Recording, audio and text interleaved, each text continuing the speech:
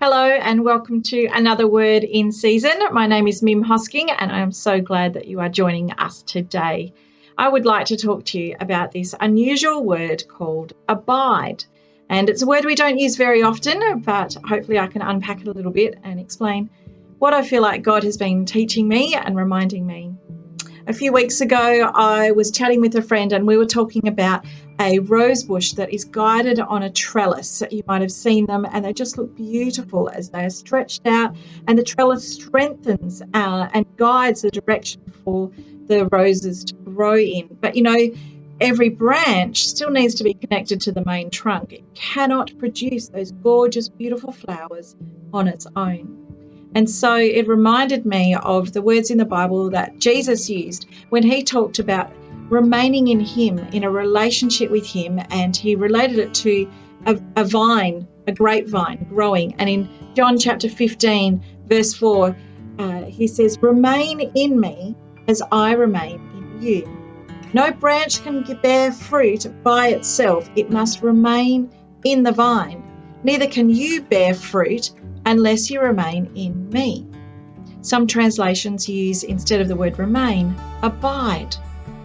Abide with Jesus. If you want to bear fruit, if you want to have those good things in life that show that you are a disciple of Jesus, then we need to have a relationship with Jesus. We need to be connected to him, with him. The word abide has a few different meanings, and I'll just let you know a couple of them. So acceptance is one of them. To act in accordance with a rule or decision. To abide can also mean to continue without being lost, without fading. And perhaps the more common understanding is to live or to dwell in a place. To abide with Jesus also means to remain stable, connected, fixed in a state of love, in union with Jesus. To be with him and to know him. You see, a relationship with Jesus is not just about having an understanding in our head, but it's a knowing in our heart as well. To know him and to love him, and to allow his DNA, his love and goodness to flow out from us, to bear fruit and bless those around us. I actually took some time out a couple of weeks ago and was down south just having a retreat alone with me and God, spending some time together. And this word abide just kept being stuck in my head, just to enjoy that time with him. And as I walked along the ocean one evening and looked out, I thought, what's stopping me just from diving right in? Well, I related that to my spiritual life, that sometimes we do hold back a little bit. We don't just dive right in our relationship with God, with Jesus. He gives us an incredible gift of spiritual life with him. He's described as living water. To abide with Jesus, I think, means to dive right into that relationship with him, not just to dip our toes in on an occasional Sunday morning, or to look from a distance and call out to God when we need his help for ourselves or to pray for a need of somebody else. To abide is to dive in and be with Jesus, to soak in a true and living relationship with him. 2 John chapter 1 says to abide in the teaching of Christ.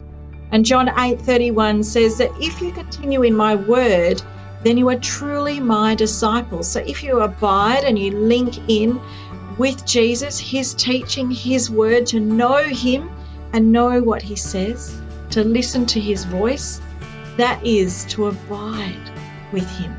And I think above all, he wants us to know him. You know yourself, when you have a friend that you just occasionally see at the shops or passing in the church foyer, you might have a very quick chat. But when you go out for coffee together, your conversation goes deeper and you might spend an hour together. When you are in one another's home, a few hours will fly by and your relationship goes deeper.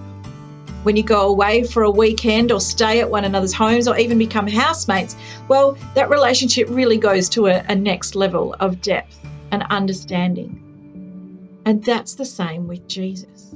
When we abide, when we don't just snack and touch base every now and then, but we actually take time to be with him on a regular basis, when he's a part of our decision making and our thought process, when we listen to him and hear his voice, we know his voice because we are in a relationship with him through his Holy Spirit. We can enjoy abiding with him. But so often we don't step in. Even with our sin forgiven, we don't come near to Jesus. We don't come near to God. We keep him out of our lives, our thoughts, and even our prayers. Sometimes we just come rushing in with our list of needs and wants and demands, and we don't spend time listening to him. Being in his presence and being real, being alone with God. Now, some people, they like to do that every day. Some people find it really tricky to do that. Can I encourage you, at least once a week or even once a month, to carve out some time where you can be alone with God, just the two of you, getting rid of all distractions, turning off the phone, and not even having music, but just you and God. You might not see him and you might not hear him speak straight away, but often after about 15 or 20 minutes or even a little bit longer, you'll start to recognize his voice. Spending time with him, not to rush, but to abide. Know his presence and listen to his voice. Make room for God. Spend time with him. Be with him. The Message Bible records the essence of Jesus' words of John 15, saying, "Live in me, make your home in me, just as I do in you." To be mature disciples of Jesus, we need to be connected with him, to have a living relationship with him. He encourages us to abide with him. He says, "Make yourselves at home in my love." You see, if you keep listening to the teaching of Jesus, you will remain intimately at home in the love of Jesus as you abide in him. I pray that you will know his heart and that you will be able to share your heart with him. That as you spend time together, that you will abide with God through the powerful work of Jesus and his Holy Spirit.